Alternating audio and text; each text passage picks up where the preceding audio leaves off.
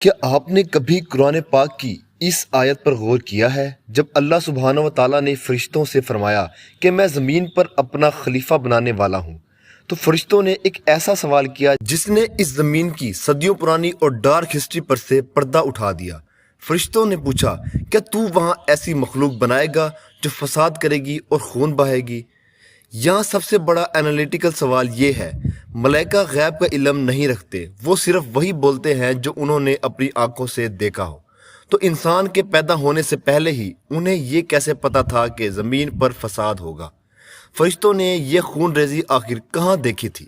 آج ہم ڈیکوڈ کریں گے اس زمین کی اس ہڈن ہسٹری کو جو حضرت آدم علیہ السلام سے بھی ہزاروں سال پرانی ہے، ایک ایسی لاس سیویلائزیشن جسے اللہ نے مٹا دیا، اور ایک ایسی ہستی کی کہانی جسے آسمان کی بلندیوں سے زمین کی تاریکی میں گرا دیا گیا۔ Welcome to Decodes, let's decode the world with truth. اس انویسٹیگیشن کو فیکٹس پر رکھنے کے لیے ہم صرف قرآن، صحیح حدیث اور اتھینٹک کلاسیکل تفسیر کا حوالہ دیں گے۔ صحیح مسلم اور سورہ الحجر کی آیت 27 کے مطابق انسان سے پہلے اس زمین پر جنوں کو آباد کیا گیا تھا، وہ دھوئیں کے بغیر والی آگ سے بنائے گئے تھے۔ حضرت ابن عباس رضی اللہ تعالیٰ عنہ، جنہیں ترجمان القرآن کہا جاتا ہے، ان کی تفسیر کے مطابق جنہوں نے اس زمین پر ہزاروں سال تک حکومت کی، ان کے پاس انسانوں کی طرح فری ول یعنی اپنی مرضی سے فیصلہ کرنے کی طاقت تھی، لیکن انہوں نے اس فری ول کا غلط استعمال کیا۔ انہوں نے فساد مچایا، قبیلے بنائے اور ایک دوسرے کا خون بہایا، اور یہی وہ فساد تھا جو ملائکہ نے اس زمین پر اپنی آنکھوں سے دیکھا تھا۔ جب جنوں کا فساد حد سے بڑھ گیا تو اللہ نے ایک ایسی فوج بھیجی جس نے آگ کے خلاف نور کی جنگ لڑی۔ اس فوج کا لیڈر کوئی عام ہستی نہیں تھا، وہ زمین کا سب سے بڑا عابد یعنی ورشپر اور عالم تھا۔ اس کا نام تھا عزازیل۔ عزازیل نے باغی جنوں کو پہاڑوں اور جزیروں پر بھاگنے پر مجبور کر دیا۔ زمین فساد سے صاف ہو گئی، لیکن پھر اللہ تعالیٰ نے اس کائنات کا رخ ہمیشہ کے لیے بدل دیا۔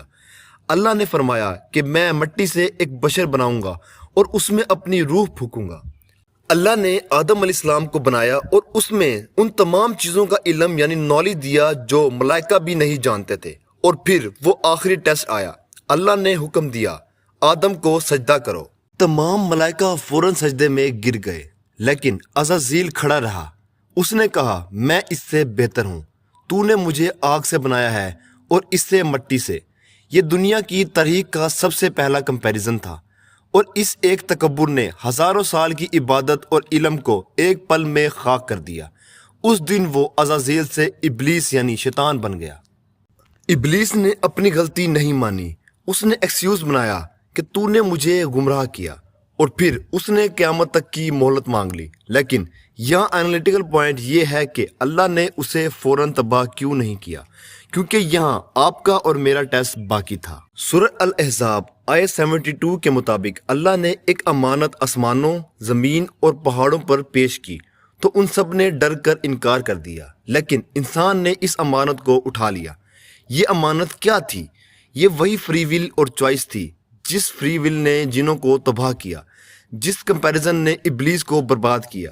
آج وہی طاقت آپ کے اور میرے پاس ہے۔ آخر میں ملائکہ کے اس سوال کا جواب کیا تھا؟ جب ملائکہ نے فساد کا ڈر ظاہر کیا تھا تو اللہ نے فرمایا تھا، میں وہ جانتا ہوں جو تم نہیں جانتے۔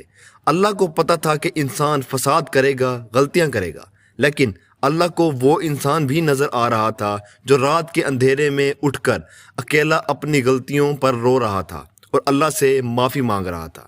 ابلیس نے غلطی پر تکبر دکھایا اور آدم علیہ السلام نے غلطی پر معافی مانگی۔ یہی انسان کی اصل جیت تھی۔ اس ڈیپ ہسٹوریکل اور اسپرچول ریئلٹی پر آپ کا کیا تجزیہ ہے؟ اپنے خیالات کمنٹس میں ضرور شیئر کریں۔ اگر ویڈیو اچھی لگی ہو تو ویڈیو کو لائک کریں، شیئر کریں اور چینل کو سبسکرائب کرنا مت بھولیے۔ شکریہ۔